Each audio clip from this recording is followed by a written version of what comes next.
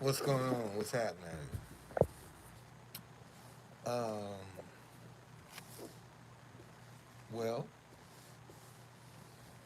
the submarine imploded, going down,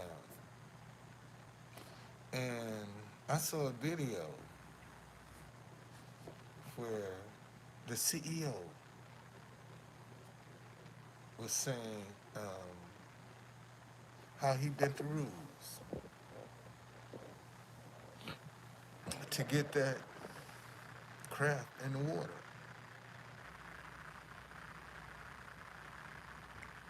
and that goes to show you, man. And this is not the first time he's bent the rules. And see, and this shows you sometimes you can do wrong and get away with it enough times that it could cost you your life. It could cost you your life doing wrong.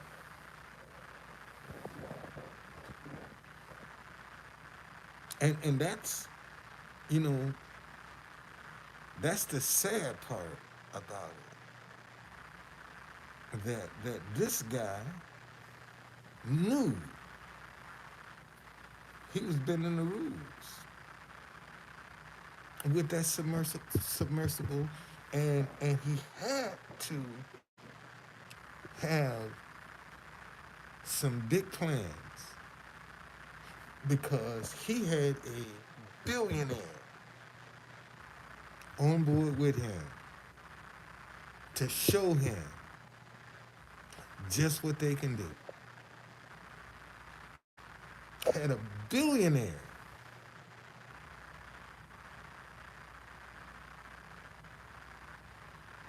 and see, and this is the kind of stuff that people really don't pay attention to.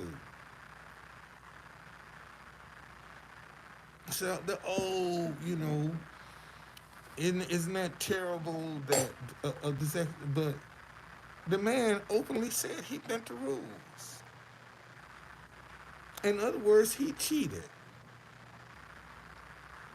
and it cost him and the people with him their life.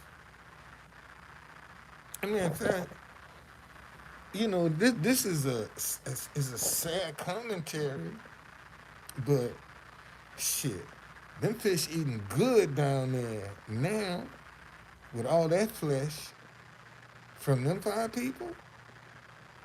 Shit, them fish eating good today, boy. It's like a Fourth of July picnic for them.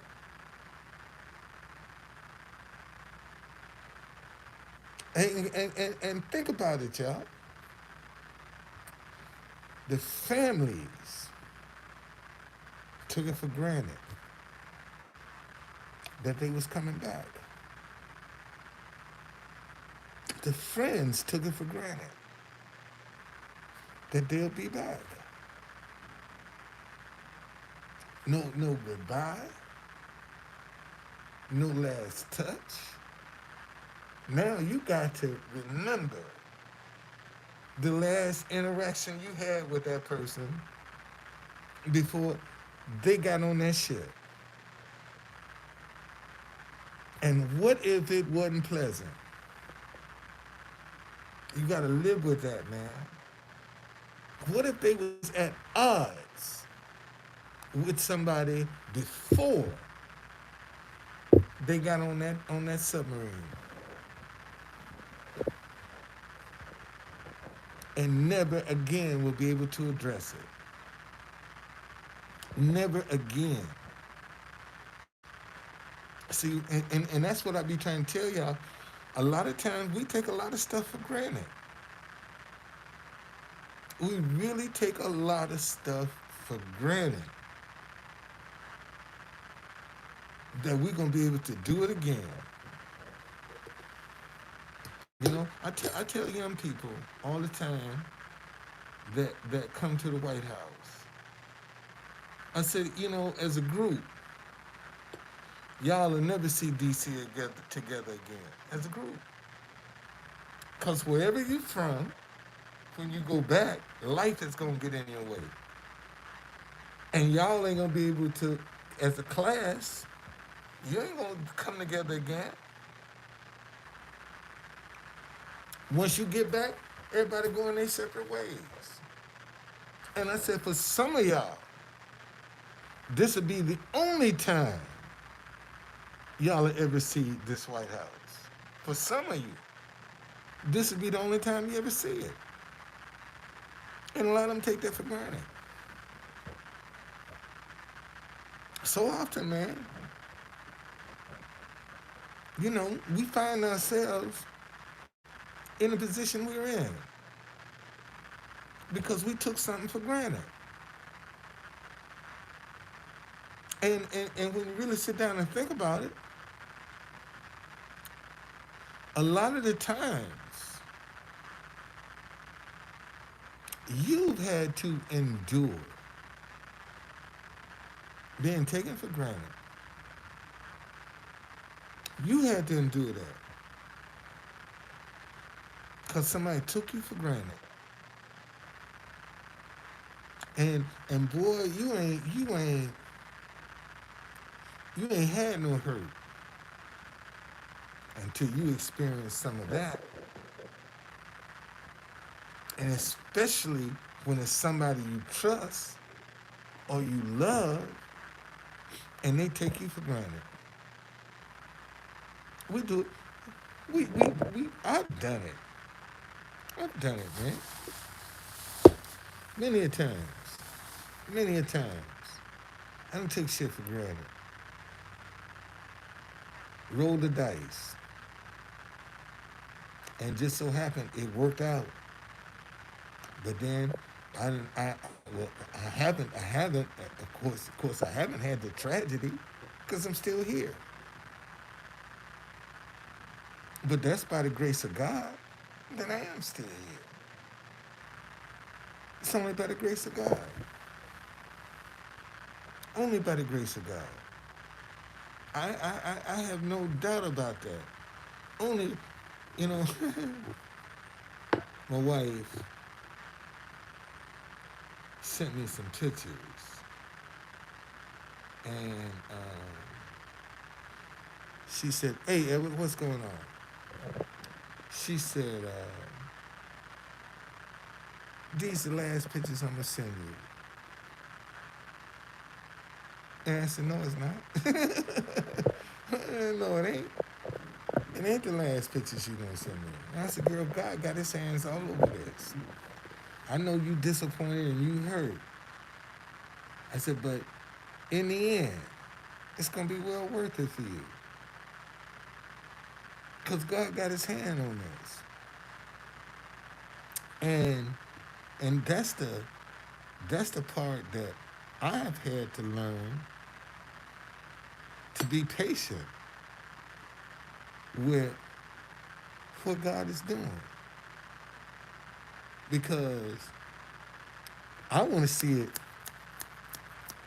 just like that. I want to see it now. I'm tired of the waiting. I'm tired. I'll just give it to me now. And it's not always like that. That's not always how it's going to work. So you deal with it. You deal with it. Yes, you do. And I tell you, man, sometimes it's extremely challenging to not give up. Extremely challenging not to give up. Especially when you can sit and look like let me give you an example. Um, I honor the Sabbath day, Saturday. I don't work on Saturdays. And a lot of my friends do in the tour business. They work on Saturdays. And they buy new buses. And I'm like, wait a minute, Lord. You said honor the Sabbath and keep it holy. And that's what I'm honoring the Sabbath. Because my calendar goes from Sunday to Saturday. And man goes from Monday to Sunday. So I'm going to follow the calendar from Sunday to Saturday. And Saturday is the Sabbath. Okay, and like I said, man, I got friends. They work 7 days a week. 7 days a week, man. They out there on the grind. And look, I'm gonna show you. Let me show you. Let me show you. So you won't think I'm making it up. God, man. I open the Bible right up to it too. Wow, this must be for me to share. So let me read this to y'all. This is this is Isaiah 58. And I'm gonna read the whole chapter. Cry aloud, spare not. Lift up your voice like a trumpet. Tell my people their transgression, and the house of Jacob their sins. Yet they seek me daily, and delight to know my ways. As the nation did righteousness, and did not forsake the ordinance of their God. They ask of me the ordinance of justice. They take delight in approaching God. Why have we fasted, they say, and you have not seen? Why have we afflicted our souls, and you take no notice? In fact, in the day of your fast, you find pleasure and exploit all your laborers. Indeed, you fast for strife and debate, and to strike with the fist of wickedness. You will not fast as you do this day, to make my voice heard on high. Is it a fast that I have chosen? A day for a man to afflict his soul? Is it to bow down his head like a bulrush, and to spread out sackcloth and ashes? Would you call this a fast and an acceptable day of the Lord? Is this not the fast I have chosen?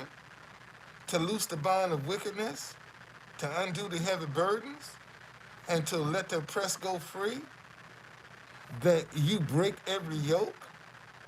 Is not to share your bread with the hungry, and you bring to your house the poor who are cast out? When you see the naked, that you cover him, and hide not yourself from your own flesh. Then your light shall break forth like the morning.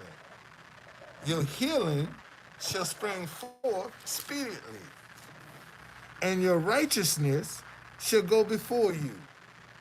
The glory of the Lord shall be your rear guard. Then you shall call. Man, listen to that.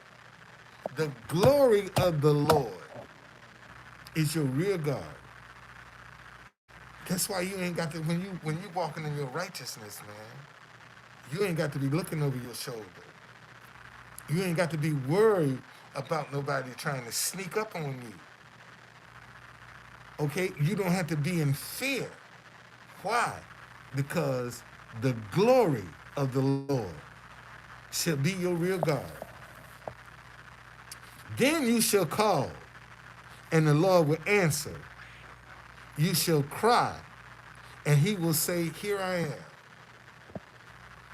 Isn't that, and see,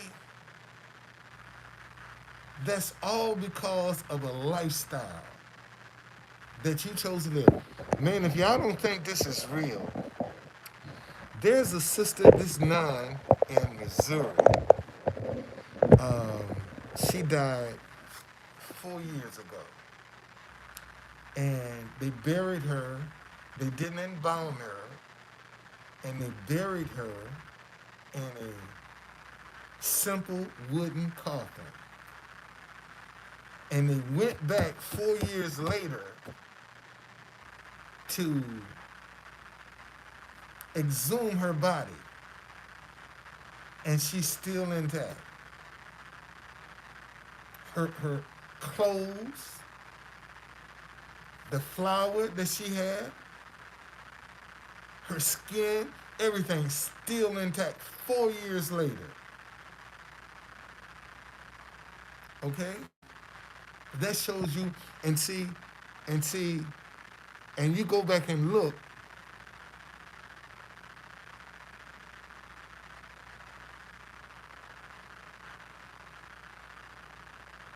Um, you go back now. This lady, they expected her to be. Uh, they had mold. The whole casket had rotted on the inside, but her clothes, whatever that thing that they wear, whatever she called, whatever it is that nuns wear, no damage to it whatsoever, and no damage to her body. She didn't decompose. That's the thing. She didn't decompose. Okay? No, she was unembalmed. Yes, indeed. Man, in fact, let me tell you what her name is now. So y'all will believe what I'm saying. Let me tell you her name right now.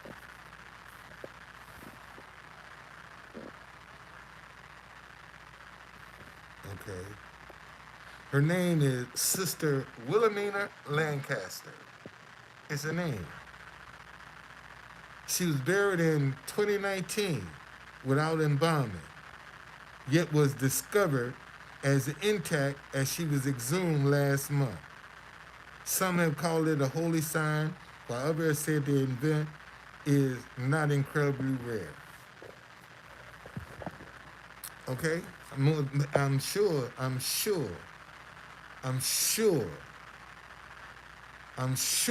that's what it was. I'm sure. I'm sure. And see, that goes to show you as much chaos that's now going on in the Catholic Church. See, in everything bad, there's always something good. And in everything good, there's always something bad. And she was the good in something bad. Because look at the pedophile priests, man. Look at all these pedophile priests in the Catholic Church. But she is something good in something that's bad. And that's just the reality. Okay? No, seriously. And the thing, and what's so remarkable, she didn't discover this this particular organization that she was head of. She created it when she was 70 years old. She died 23 years in her 90s. But when she created that organization of nuns that matter of fact, let me go back and let me show y'all.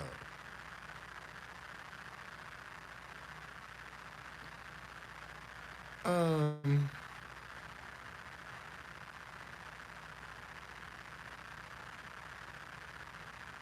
Okay, so the Benedictine community exhumed Sister Wilhelmina after deciding to move her remains to a new St. Joseph's shrine inside the Abbey's church, a common custom to honor the founders of religious order, the sister said. Members of the community did the digging themselves, a little bit each day. Okay, um, I'm trying to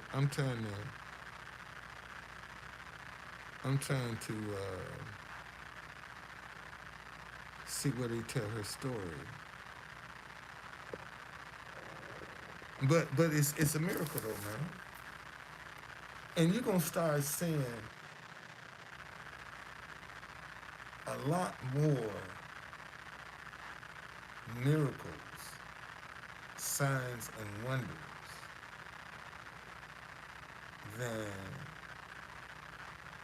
that you could ever imagine. And see, this is why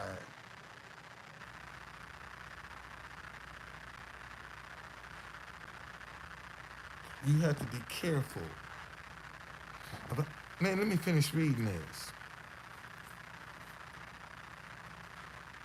If you take away the yoke from your midst, the pointing of fingers and speaking wickedness, if you expend your soul to the hungry and satisfy the afflicted soul, then your light shall dawn in darkness, and your darkness shall be as noonday. The Lord will guide you continually and satisfy your soul in drought and strengthen your bones. You shall be like a watered garden and like a spring of water whose water do not fail.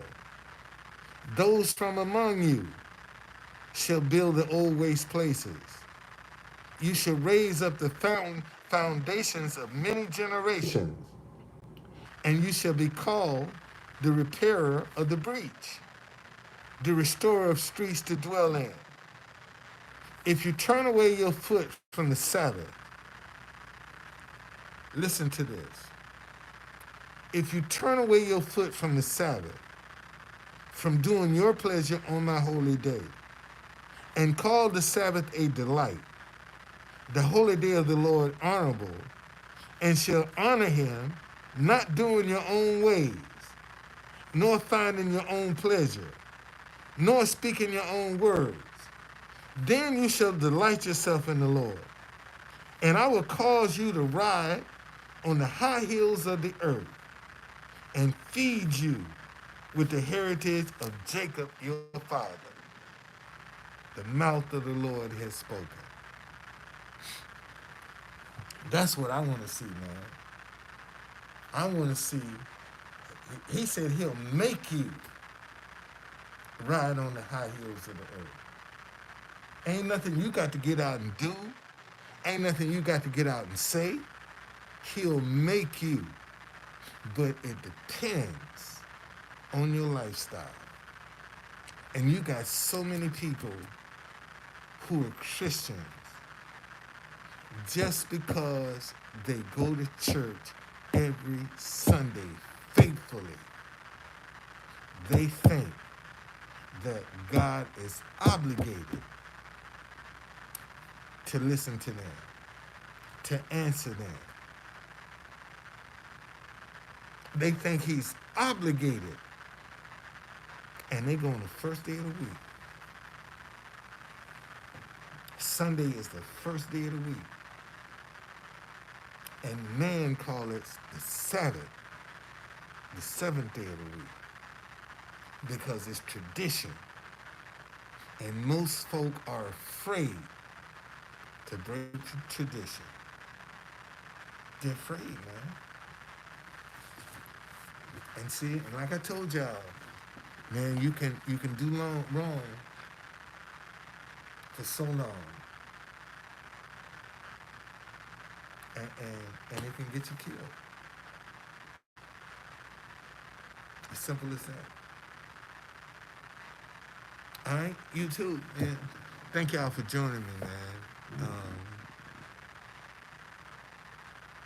As you can see, I'm still here. I'm still here. God has been good. He really has. He has blessed me. So, and I don't take that for granted. Sometimes it's a struggle, but man, I don't panic. I'm still here. Okay? See y'all later.